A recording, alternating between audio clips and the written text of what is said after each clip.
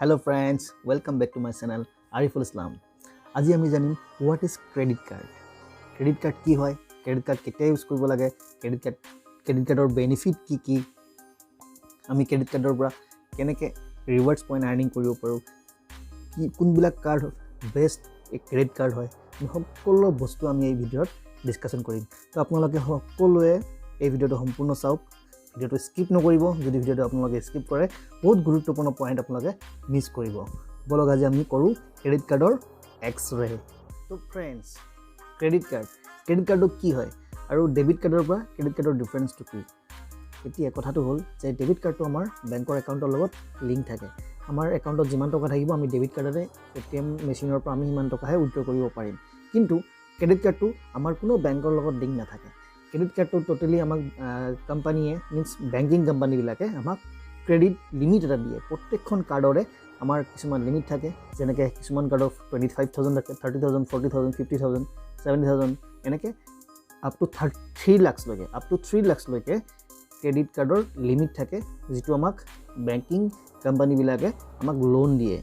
আৰু তাত এটা লোনৰ এটা পিৰিয়ড থাকে 45 to 50 ডেজ এটা ক্ৰেডিট পিৰিয়ড থাকে। উইদিন ডেট পিৰিয়ড আমি যদি পে'মেণ্ট কৰোঁ তেতিয়া আমাৰ কোনো ইণ্টাৰেষ্ট নালাগে।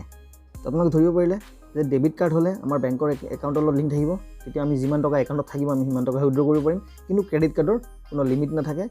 পাৰ্টিকুলাৰ আপোনাক কোম্পানীয়ে যিমান বেংকিং কোম্পানীটো আপোনাক যিমান টকা প্ৰভাইড কৰিছে ক্ৰেডিট কাৰ্ডখনত, সেই টকাখিনিয়ে আপুনি উইথড্ৰ কৰিব পাৰিব। আপুনি চুইপ মেচিনে চুইপ কৰিবলৈ আপুনি শ্বপিং কৰিব পাৰিব, আপুনি অনলাইন পাৰ্চেছ কৰিব পাৰিব, ফ্লিপকাৰ্ট, এমেজন আদাৰ যিবিলাক অনলাইন পৰ্টেল আছে, বা আপুনি ATM মেচিনেৰে আপুনি টকাখিনি উইথড্ৰ কৰিব পাৰিব।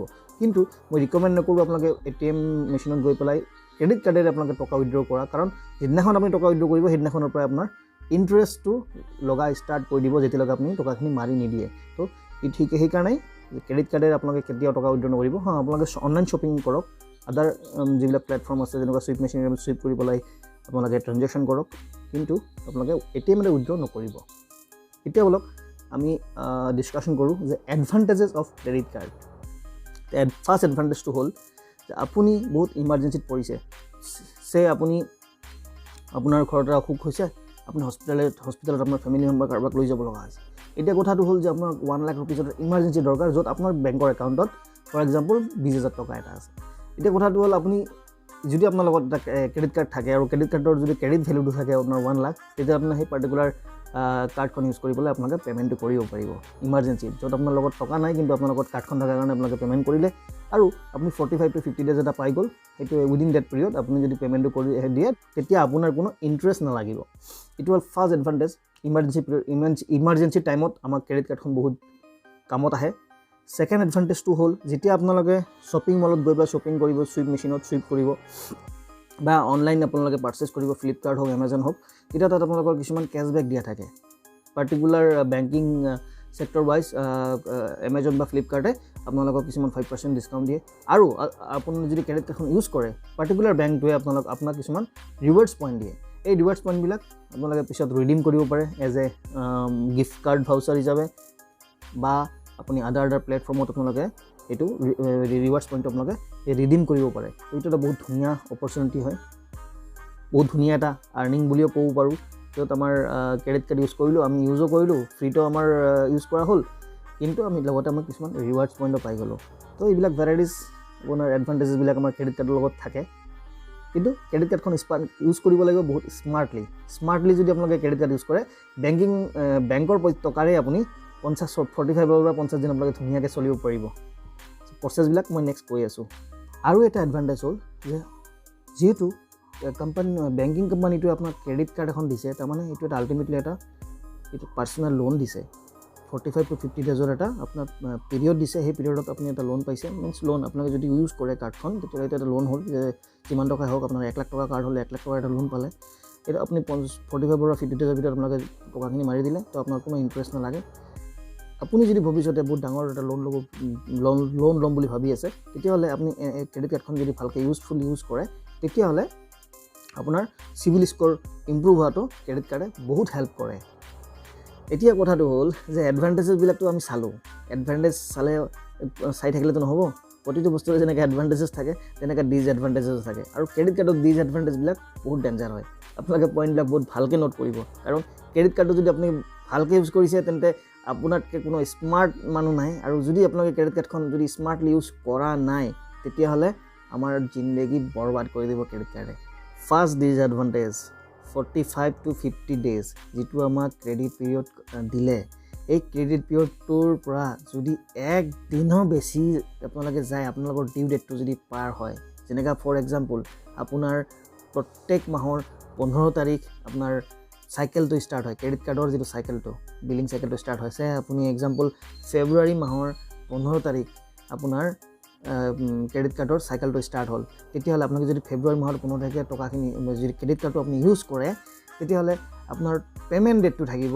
এপ্ৰিলৰ 5 তাৰিখ বা 10 তাৰিখ তাৰমানে মোটামুটি আপুনি 45 to 50 ডেজত আপুনি ক্ৰেডিট পিৰিয়ড পালে কিন্তু যদি আপোনাৰ এপ্ৰিলৰ 10 তাৰিখৰ ঠাইত আপুনি যদি পে'মেণ্টটো 11 তাৰিখ কৰিছে এদিন পাৰ হ'ল তেতিয়াহ'লে আপোনাক কি কৰিব 51 ডেজৰ আপোনাক ইণ্টাৰেষ্ট লগাব আৰু ইণ্টাৰেষ্টটো আপোনাৰ কিমান হ'ব 30 মিনিমাম 30% আৰু মেক্সিমাম 40% লৈকে কিছুমান কোম্পানীয়ে আপোনাক ইণ্টাৰেষ্টটো লগায় তো বি কেয়াৰফুল আপোনালোকে যদি ক্ৰেডিট কাৰ্ড ইউজ কৰিছে তেতিয়াহ'লে আপোনালোকে নিজৰ ডিউ ডেটটো কেতিয়াও নাপাহৰিব টাইমলি পে'মেণ্ট কৰক আপোনাৰ ক্ৰেডিট চিভিল স্ক'ৰ বাঢ়িব আপোনাৰ আপুনি 45 to 50 ডেজৰ এটা লোন ক্ৰেডিট পিৰিয়ড পাব ধুনীয়াকৈ আপোনালোকে যদি ইউজ কৰে আপোনালোকে ধুনীয়াকৈ আপোনালোকে ক্ৰেডিট কাৰ্ডখন ইউজ কৰিব পাৰিব যাৰ পৰা আপুনি বহুত বেনিফিট ল'ব পাৰে ছেকেণ্ড ডিছএডভান্টেজটো হ'ল যদি আপোনাৰ ক্ৰেডিট পিৰিয়ড পাৰ হৈছে একদিন হ'লেও যদি পাৰ হৈছে ডিউ ডেটটো যদি পাৰ হৈছে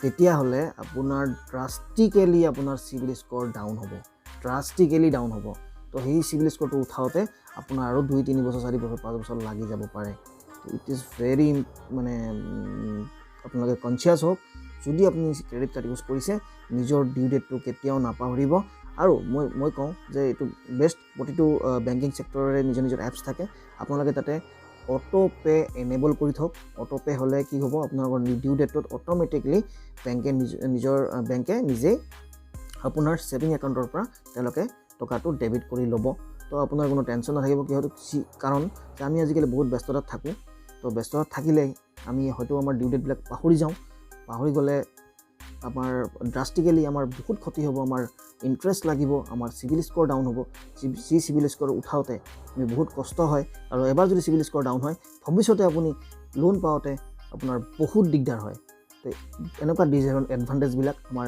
ক্ৰেডিট কাৰ্ডত আছে এতিয়া মই কওঁ আপুনি বেষ্ট ক্ৰেডিট কাৰ্ড আপোনালোকে কেনেকৈ চুজ কৰিব বেষ্ট ক্ৰেডিট কাৰ্ড আপোনালোকে কেনেকৈ চুজ কৰিব আপোনালোকে যেতিয়া কোম্পানীবিলাকে বেংকিং কোম্পানীবিলাকে আপোনাক এপ্ৰ'চ কৰে আপুনি তাত আপোনালোকে চাব বা আপুনি এমেজন হওক ফ্লিপকাৰ্ট যিহেতু আমি এমেজন বা ফ্লিপকাৰ্টতে বেছিকৈ আমি পাৰ্চেছ কৰোঁ অনলাইন শ্বপিং কৰোঁ তো আপোনালোকে তাত গৈ পেলাই চাওক যে কোনবিলাক কোম্পানীয়ে তাত অফাৰ দি আছে কোনবিলাক বেংকিং কোম্পানী তাত অফাৰ দি আছে আপুনি HDFC বেংক চাওক পাব পাৰে আপুনি ICICI বেংক চাওক পাব পাৰে চিটি বেংক পাব পাৰে তো আপুনি কোনবিলাক কোম্পানীৰ অফাৰবিলাক মেক্সিমাম দিয়া আছে তো সেইবিলাক কাৰ্ডেই বেছিকৈ ইউজ হয় তো আপোনালোকে এই তাৰ পৰা চুজ কৰিব পাৰে যে কোনখন আপোনাৰ কাৰণে বেছি চুইটেবল হ'ব তাৰ উপৰি আপুনি আৰু এটা বস্তু চাব পাৰে যে আপোনাৰ যিখন ক্ৰেডিট কাৰ্ড আপুনি পাইছে সেই ক্ৰেডিট কাৰ্ডখনৰ এনুৱেল ফিজ কিমান যদি ক্ৰেডিট কাৰ্ডখনৰ এনুৱেল ফিজ আপোনাৰ লামচাম কিবা থাকে ইয়াৰলি 100 টকা 200 টকা তেতিয়াহ'লে ঠিক আছে বা মেক্সিমাম যদি আপোনাৰ 0% থাকে বেছি ভাল হয় মেক্সিমাম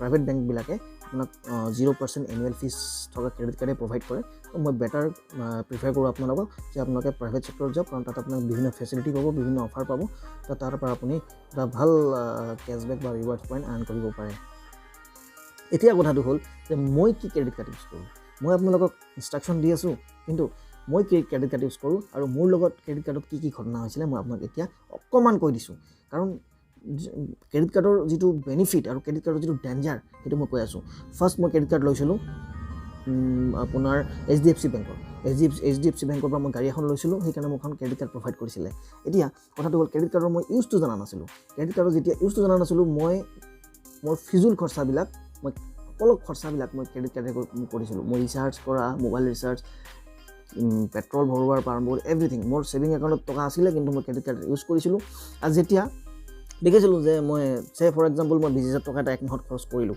তাৰপিছত দেখিলোঁ যে মোৰ মিনিমাম ডিউ এমাউণ্ট এটা আহিছে, মোৰ যেতিয়া ডিউ ডেটটো মোৰ বিল জেনেৰেট হ'ল, মিনিমাম ডিউ এমাউণ্ট এটা আহে 2,000 টকা। তো 20,000 টকা খৰচ কৰিছোঁ, 2,000 টকা পে'মেণ্ট কৰিলে হ'ল, বঢ়িয়া। মই এনেকৈ কৰি গ'লোঁ, মই 2,000 টকা পে'মেণ্ট মিনিমাম ডিউ পে'মেণ্টটো পে'মেণ্ট কৰি গ'লোঁ।